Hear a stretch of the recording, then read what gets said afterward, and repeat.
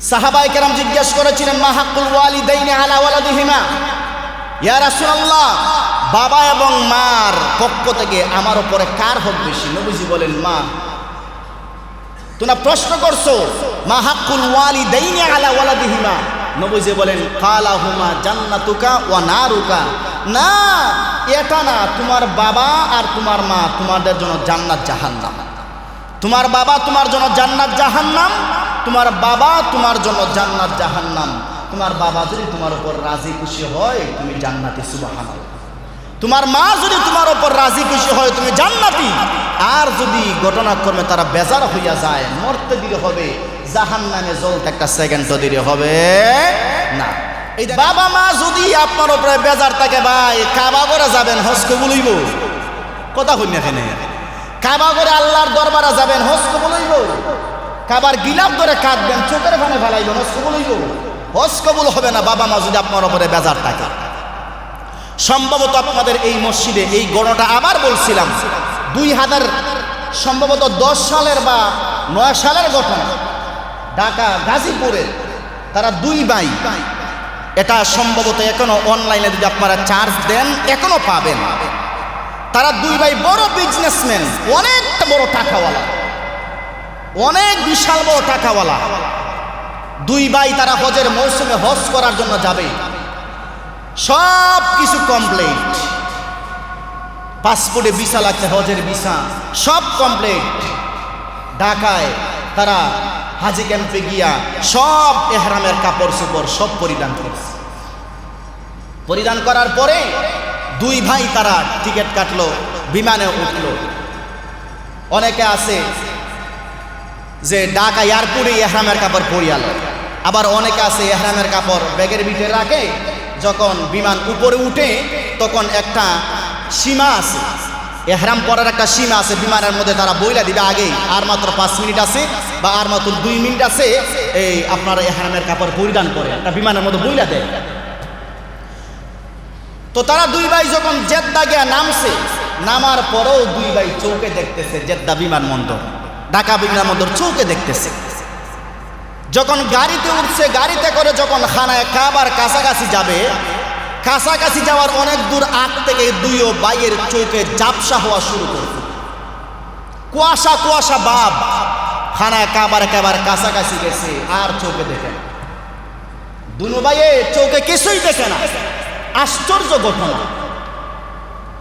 ঢাকা বিমানবন্দর উঠলাম, চোখে দেখলাম, জেদ্দা বিমানবন্দরে নামলাম, চোখে দেখলাম, কিন্তু এখন খানায় কাবার কাছাকাছি আসার পরে চোখ কেন অন্ধের মতো হয়ে গেল, কিছুই দেখতে পাইতেছি না। কারিশমা কার? আল্লাহর নাম তো আরো তো আসতেই না, কার? আল্লাহ। কিছুই চোখে দেখতেছে না।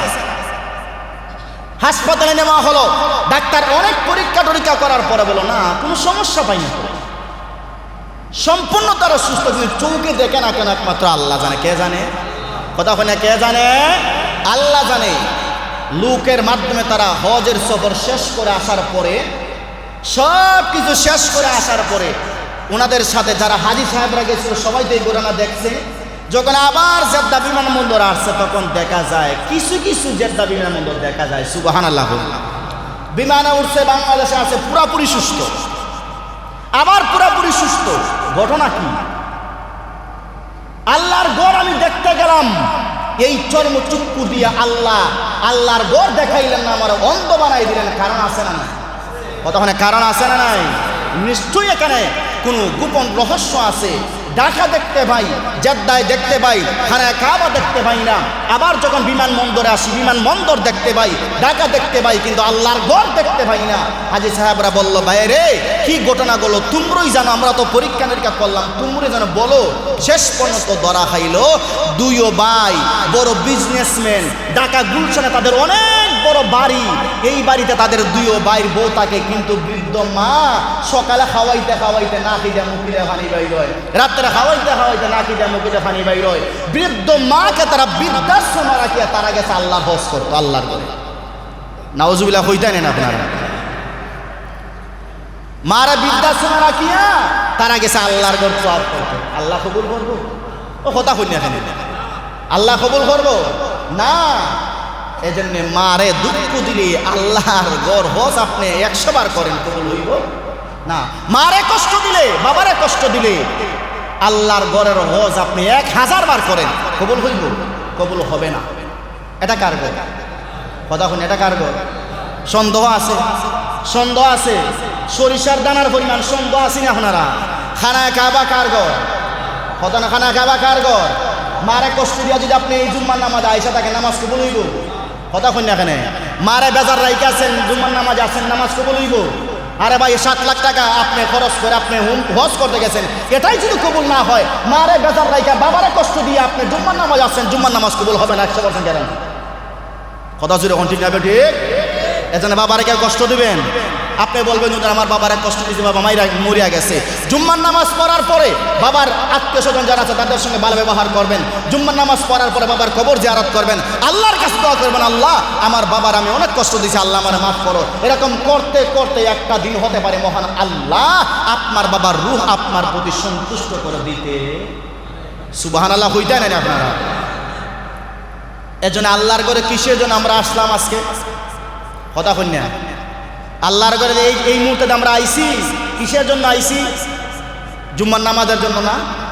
জোহর রক্ত ওইরকম আমরা আইনি, আসর রক্ত আইনি, মাগরিব রক্ত আইমুনি, এশার রক্ত আইমুনি, ফজর রক্ত আইমুনি না, শুধু সাপ্তাহিক নামাজ আমরা, শুধু জুম্মার নামাজ আমরা, মাশাআল্লাহ আলহামদুলিল্লাহ, শুধু সাপ্তাহিক নামাজ আমরা। আসর রক্ত এরকম বিশাল বড় মসজিদ গড়িয়া মুসল্লি উপচে পড়াবির নাই, জুম্মার আসর নামাজও নাই, জোহর নামাজও নাই, মাগরিবও নাই, ইয়াশাও নাই, ফজরও নাই। আগামী শুক্রবার ইনশাল্লাহ ওনার সাথে আবার দেখা হইল। মা কথা আমি আশা হয়েছি না মিশা হয়েছি? আমি মিশা কথা হইল না, হাসা হয়েছি। এজন্য বাবারও যদি কেউ কষ্ট দিয়ে আইসা থাকেন সাবধান, জুম্মার নামাজ পড়ার পর বাবার পায়ে গিয়ে ধরেন। মারও যদি কষ্ট দিয়ে থাকেন জুম্মার নামাজ পড়ার পর গিয়া বাবার পায়ে ধরেন। ধরতে পারবেন তো ইনশাল্লাহ? পারবেন তো ইনশাল্লাহ? এজন্য খানায় কাবা যদি আপনি হজ করতেও যান, মারে কষ্ট দিয়ে বাবারে কষ্ট দিয়া এই কষ্ট করা কবুল হবে না, হজ কবুল হবে না। এজন্য অনেকের বাবা দুনিয়া থেকে চলে গেছে, অনেকের বাবা দুনিয়ায় আছে, এজন্য বাবা দুনিয়ায় আছে, বাবারে কদর করেন। যাদের বাবা নাই, বাবার কবরে আলো পৌঁছান, বাবার কবরে নূর পৌঁছান, বাবার কবরে হাদিয়া পৌঁছান। এজন্য বাবার কবরে শান্তি পৌঁছানোর জন্য আল্লাহর কোনো বান্দা এখানে আসুনি হুজুর আমি 1000 ইট আল্লাহর ঘর